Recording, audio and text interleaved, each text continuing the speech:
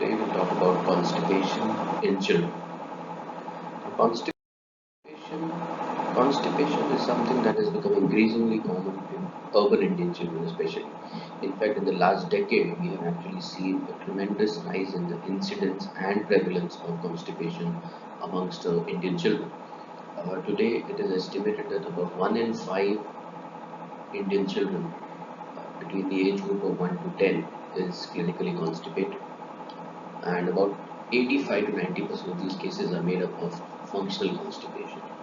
And though it may not really be a very serious disease, because of its affection to lifestyle, because of its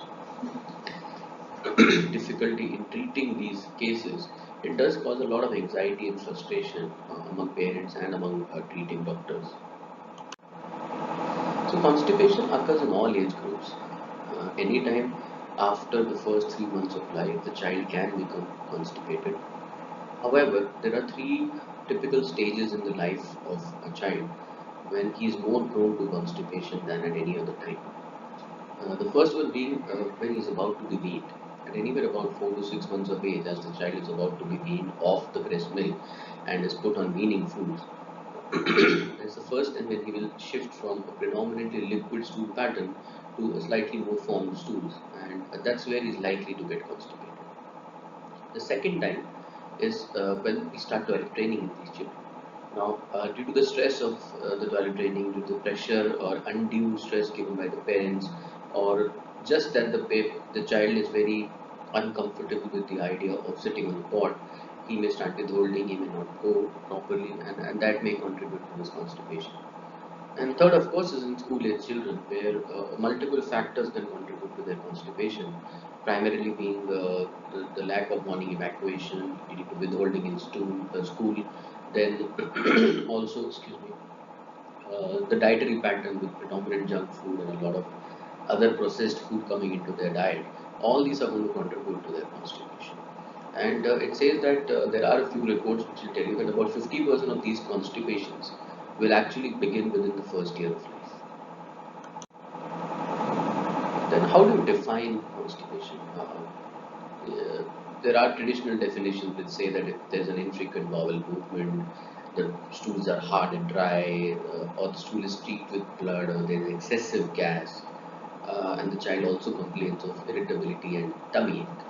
However, I think the best definition is given by the North American Society, which says that a delay or difficulty in defecation, which is present for 2 weeks or more, and the difficulty is sufficient enough to cause significant distress to the child. I think this is a very perfect definition for any constipation. It's not just enough that the child is constipated. A lot of kids may have infrequent bowel movements, but as long as it does not cause significant distress to the child and is not present for a very prolonged period of time, of 2 weeks or more, it generally does not need any treatment. Now, I'm just showing this right in the beginning because a Bristol stool chart, I believe, is an extremely good tool in your practice to really quantify and classify what kind of constipation the child is suffering from, because a lot of times the child is unable to describe what kind of stools he has, or and also the parents do not really notice what kind of stool he is passing, or maybe they're not able to describe it. So a Bristol stool chart works very well. The one type 1, 2 and 3 are the ones which we call as constipated stools. The type 4 is the normal stools, and then these are again different types of stools for different pathologies. So just with one glance, the child and the parents are able to identify what kind of motion the child is having, and it gives you a fair idea of what end of spectrum you're looking at for treatment of this child. So constipation causes are many. To be very honest, most of the time, as we have already said, that 90% of these constipations are functional constipations. It's multifactorial. It's actually idiopathic.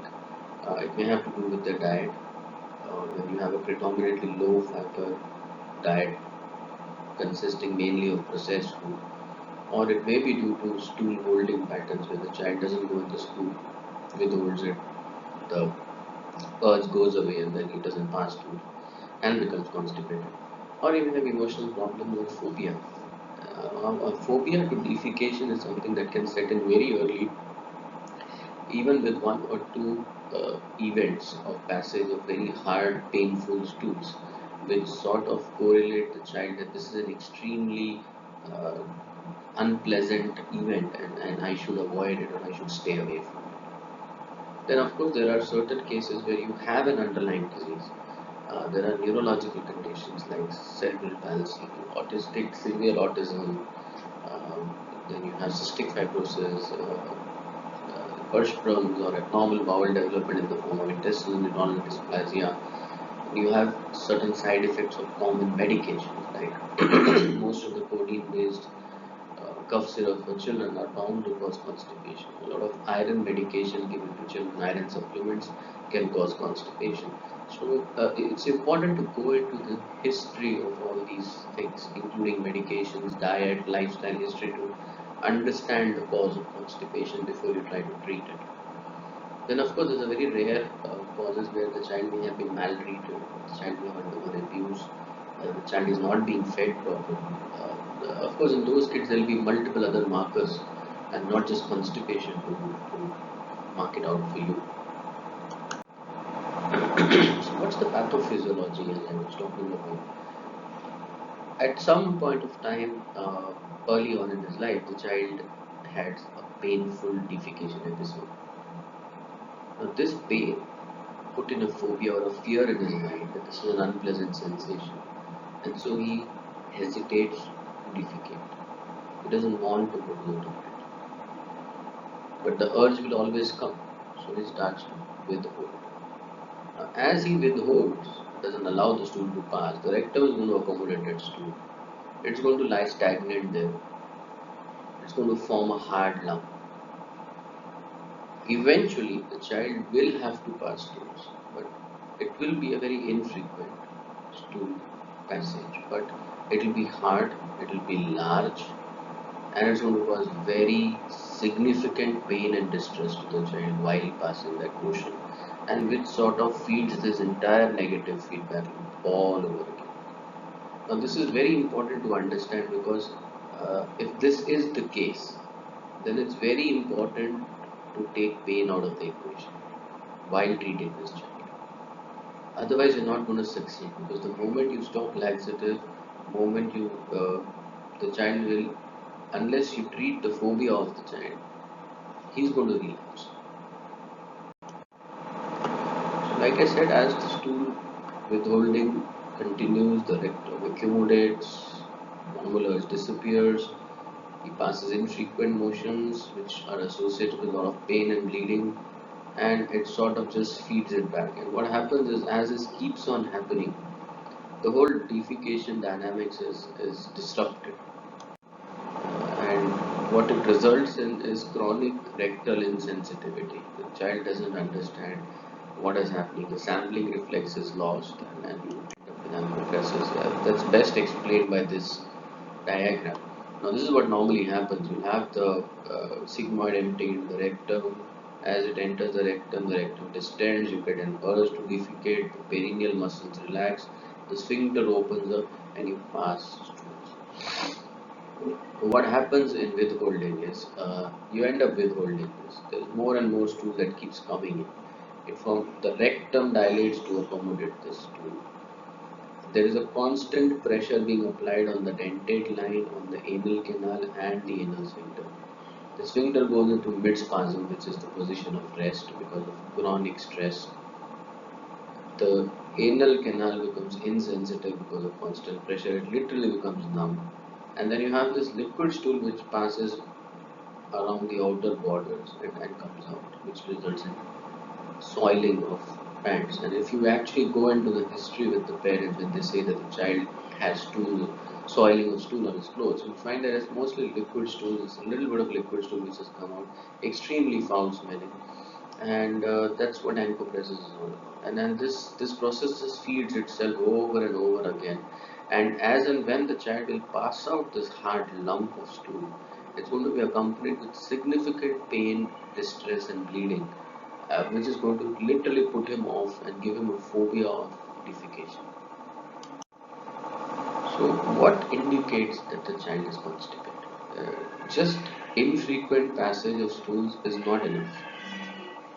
He may be passing stool just 3 times a week, but if he's fine, he's growing well, he doesn't have any other complaints, if those are not hard or large stools, if they're not rapid droppings, if the child doesn't have any distress or bleeding, we don't call it constipation. So, infrequent passage has to be accompanied by these symptoms in both children less than 1 year also and more than 1 year also.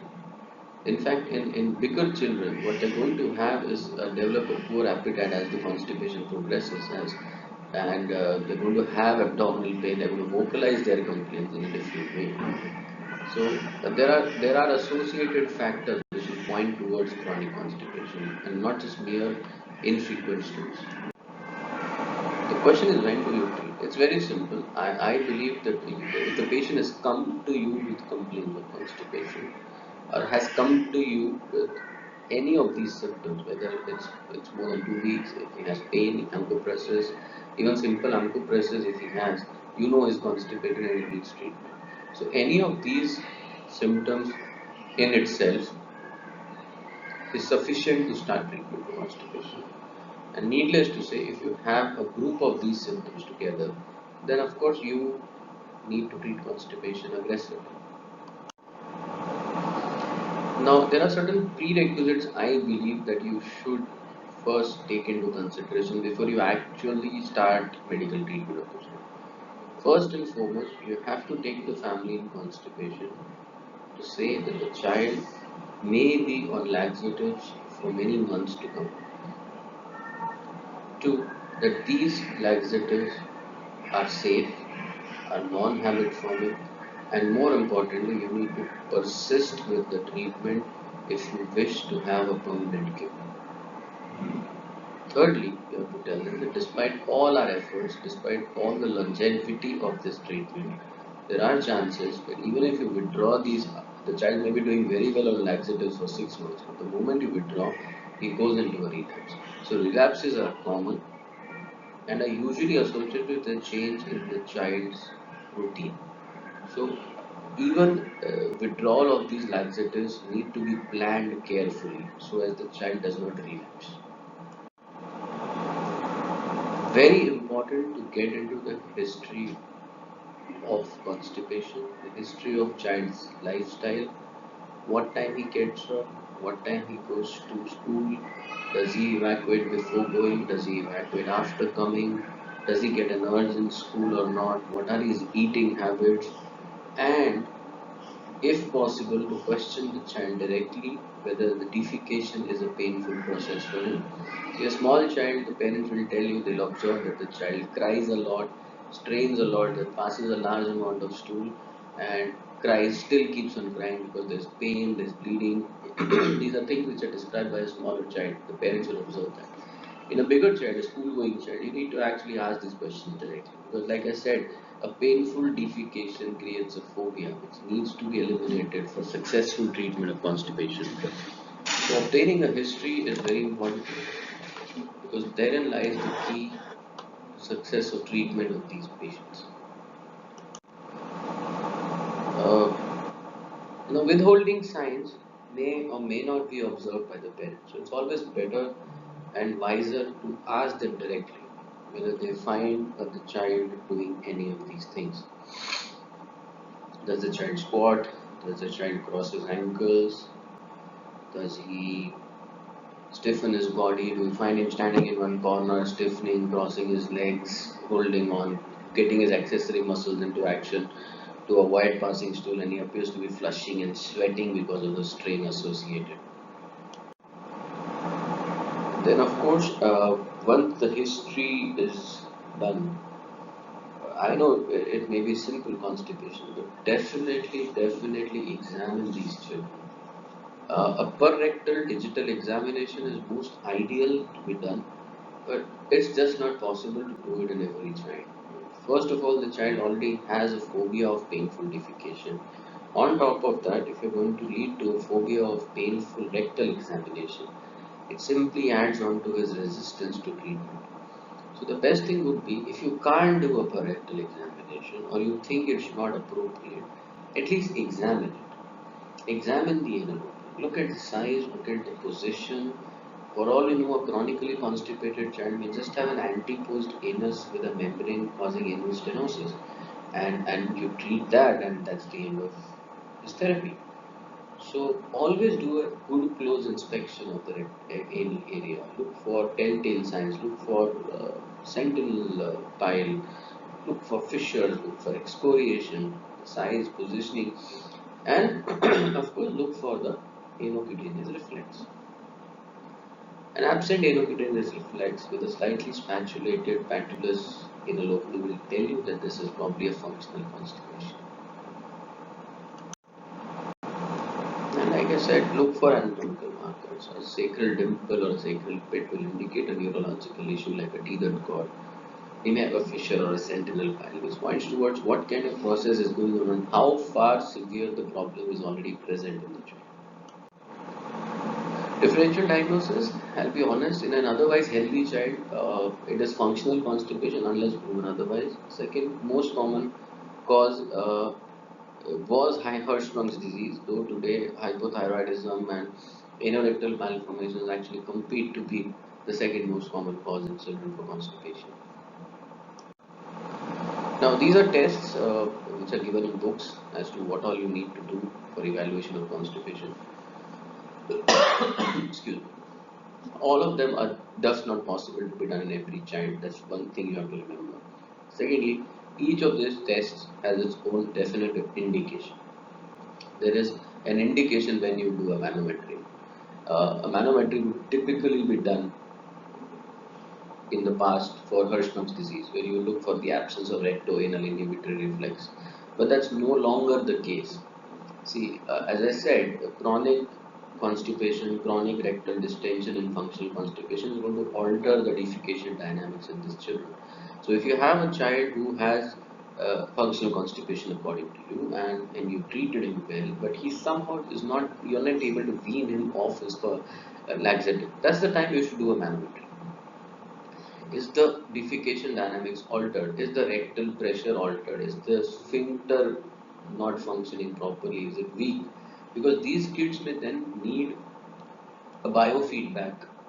They may need Faraday stimulation to sort of re-establish the local reflex arc of the S234 outflow. And that's how you might achieve success and wean them off their laxatives. So a manometry, though classically was used only for Hirschsprung's, today has a significant role in kids who are resistant to being weaned off laxatives.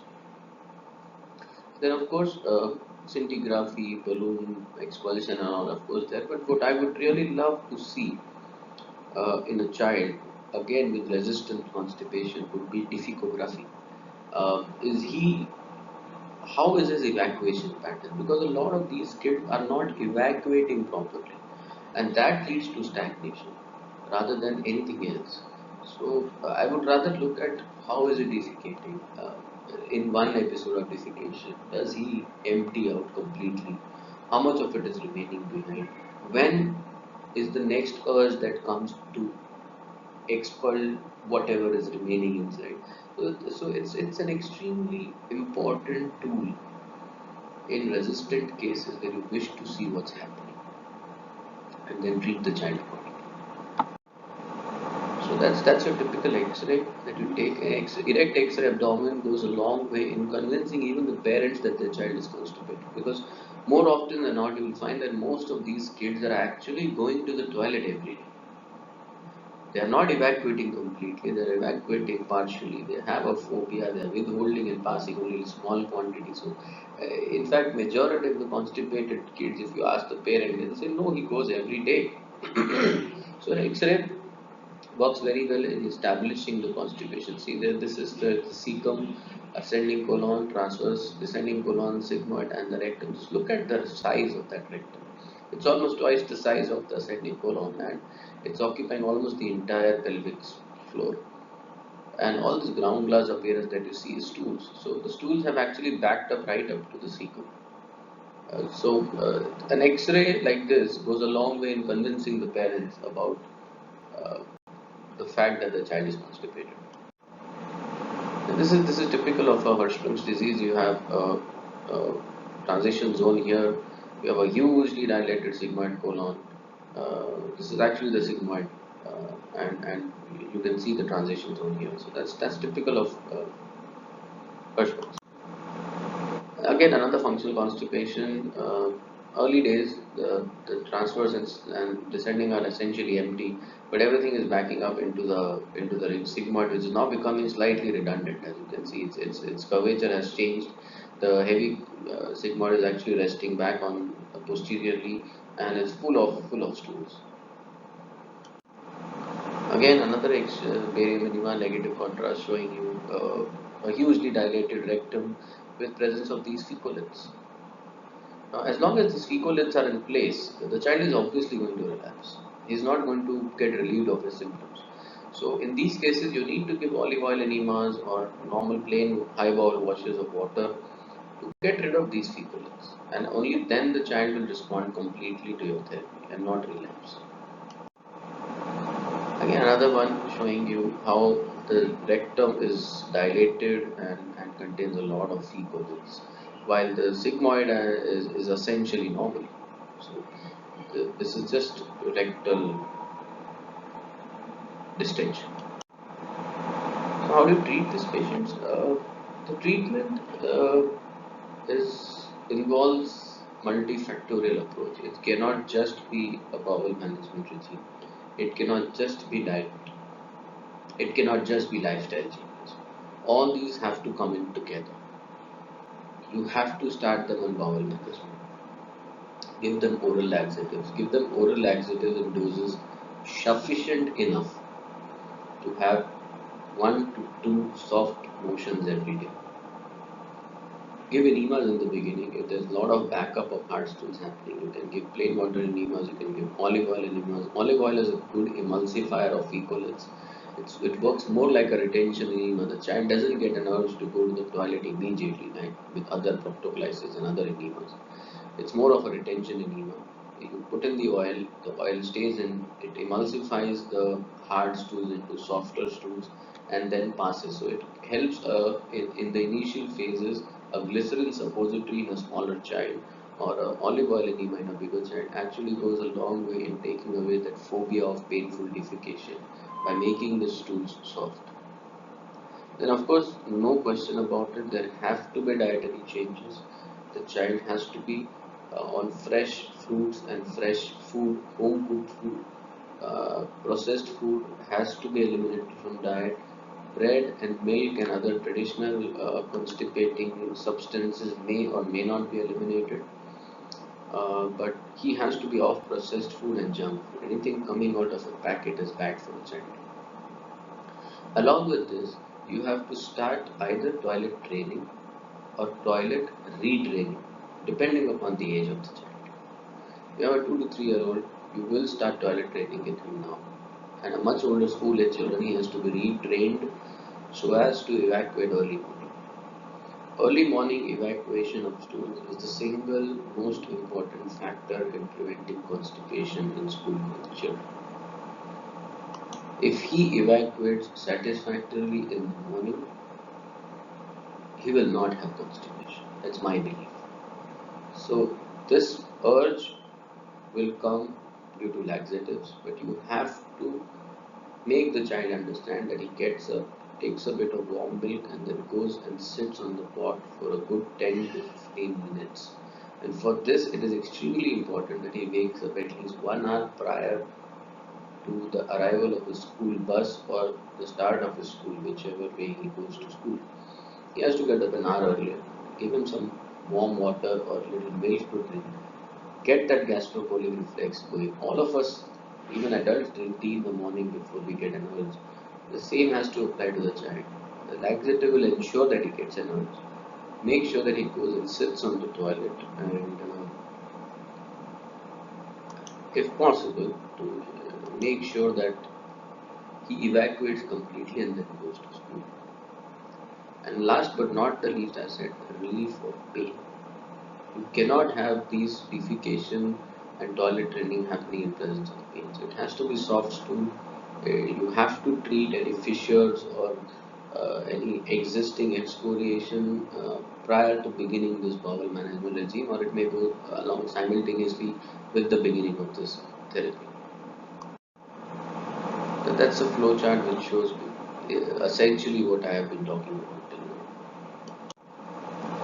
now. Now, a lot of parents compliance is an issue because of this ingrained belief that laxatives in long term can be habit forming or harmful to the child.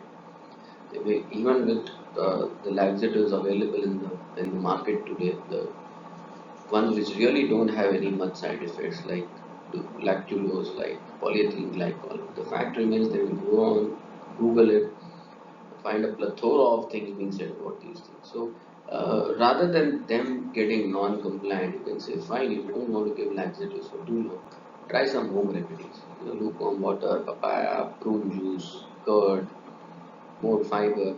All are these things which are naturally laxative to the child.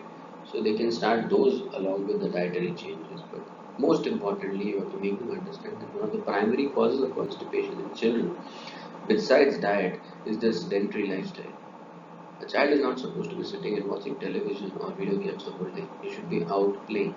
In fact, the more active the child is, you will find that most of the active children who are out playing, running and all are generally never constipated.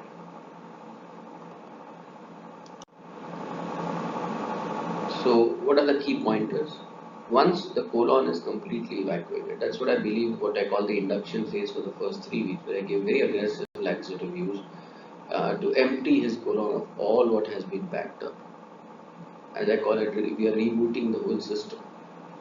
So, it has to get empty, and after that, you need maintenance laxative for a prolonged period of time. Any laxative can be used in any quantity as long as it produces 1 to 2 soft stools every day. In young children, it is extremely important to eliminate pain.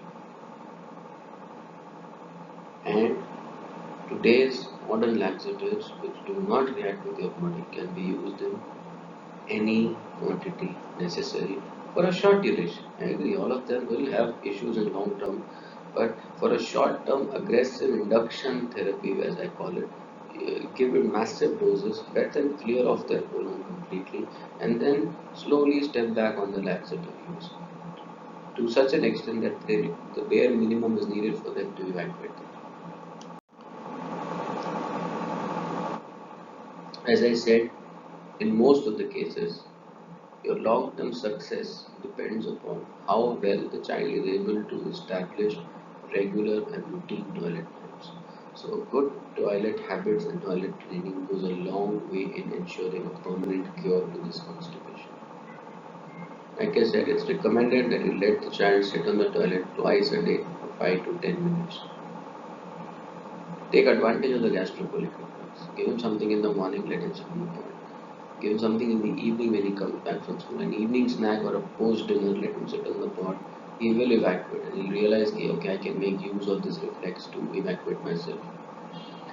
Most importantly, don't be overtly critical on the child for not using the school toilet. I don't blame them.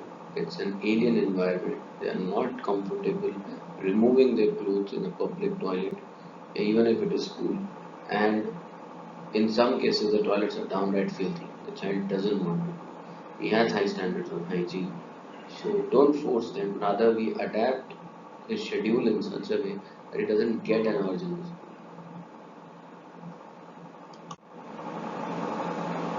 Now, what are the signs which are going to suggest that this is probably not idiopathic constipation? It's very simple. If there are red flags, there are amber flags. Red flags are if it is present since birth or comes within the first few weeks of life. If the child does not pass meconium for the first 48 hours after birth, if he is passing ribbon-like stool, which indicate anal stenosis or an anal malformation, he has a previously undiagnosed or unnoticed leg weakness or delayed motor milestones, which can indicate a T-third code. So, and of course, if he has abdominal distension or vomiting, which indicates an intestinal obstruction. So these are red flags. You find any of these, you get onto it, investigate it aggressively, and treat it, because this is not idiopathic constipation. Then of course there are others like growth is faltering, but then it could be either way. It could be a constipation hampering the growth, or hampered growth causing constipation, as in cerebral palsy kids. So it could be either. Then of course, if you find evidence to suggest that the child is being maltreated, or there is evidence for child abuse like bruises, different colored bruises on the body, different fractures in different stages of healing, a chronically malnourished child with total malnutrition, poor hygiene, those are things which will indicate a child abuse. And of course, on examination, what do you find? Abnormal appearance of the anus, gross abdominal distension, an abnormal spinal or gluteal examination, which indicates muscle atrophy or hypertrophy, indicating neurological problems, lower limb deformities, and then of course abnormal reflexes. The simplest thing that you can do in a clinic when a child comes to you for constipation is to make him walk and just check his knee jerk. An abnormal gait or and accompanied by a hyperreflexive knee jerk goes a long way in diagnosing either thought syndrome. So it takes about 30 seconds to get this done.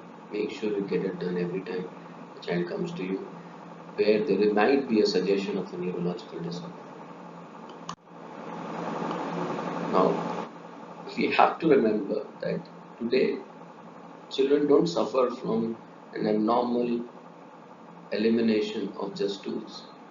As I said, chronic constipation is going to alter the defecation dynamics by altering the muscle neuromuscular coordination of the perineum. Now, don't expect that this is not going to affect the bladder. That's where dysfunctional elimination comes. You're going to have both. It's underdiagnosed, undertreated. The child may simply come to you with urinary tract infection. He may come to you with bedwetting. And only when you go into the history you realize he's constipated, accompanied with X-ray evidence suggesting constipation. Because as far as the parents are concerned, the child is going every day. So, to consider vice versa. In constipation, expect bladder issues. In bladder issues, expect constipation. So, this is how I look at the children. Tell them, you can either have a happy colon or you can have a sad colon. Thank you so much for listening. Thank you very much.